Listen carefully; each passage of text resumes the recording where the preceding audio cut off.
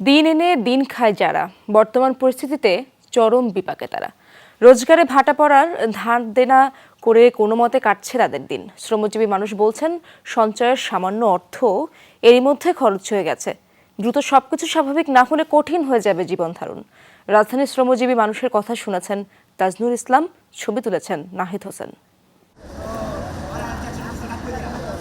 তারা সবাই পথের বন্ধু, কাজের খোঁজে পথে বের হলেও কাটছে বেকার সময়। এক ফাঁকে ভাগাভাগি করছেন নিজেদের সুখ দুঃখের গল্প। বারোটা নাই এনে থেকে কি করবো, না খাই মনু মানে বাড়িতে যাওয়া লাগবো গা, ভাড়া টেহাই নিয়া পরে বিকাশে টেহাই নিয়ে যাওয়া লাগবো বাড়িতে। ভাড়া নাই, কাজকর্ম নাই, ভাড়া যদি থাকে মানুষ রাস্তায় বাড়ি দিতে পারে না, রাস্তা বার হলে না মানুষ ভাড়া হবে। কদিনের এই অস্থিতিশীল পরিস্থিতিতে আয় রোজগারে মারাত্মক ভাটা পড়েছে খেটে খাওয়া মানুষের। কোনো মতে বেঁচে থাকার মতো অবস্থা।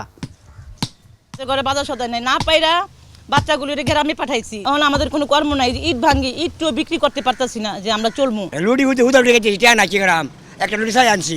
এক সপ্তাহ আগে প্রায় 250 কাপের মতন চা বিক্রি করতাম, এখন হাট গেলে 70 থেকে 80 কাপ চা যা সারাদিনে রাতে দিনে। সব কর্ম বন্ধ করে দিচ্ছে। এই অটো নিয়ে বাড়িছি, অটো নিয়ে যায়, গাড়ি চালাইতে পারে না, যেখানে যায় সেখানেই হয়রানি করে। দোকানপাট সব বন্ধ থাকায় কাজের খোঁজে বেরিয়েও কাটছে অলস সময়। সঞ্চয় ফুরিয়ে ধার দেনার উপর তাই আপাতত নির্ভর। দিন কাম করতেছে, দিন আনিয়ে দিন খাই, তাহলে আমাদের টাকাটা এখন জমানো থাকে না। 3টা ভ্যান গাড়ি আছে, ফার্নিচার শোরুমে থাকি আমি, আমার ভ্যান গাড়ি চালাইতে পারতাছি না, আমার কামাই রোজগার কম।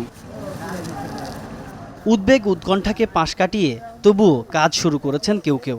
অভাব তো আর কোনো আইন মানে না। এখন দেখতেছি আমি যদি ঘরের মধ্যে থাকতেছি তা আমার কেউ খাউন আর দিতেছে না, বিদায় ঘরের মধ্যে ছোট বড় 4 জন খাওয়াইয়ে।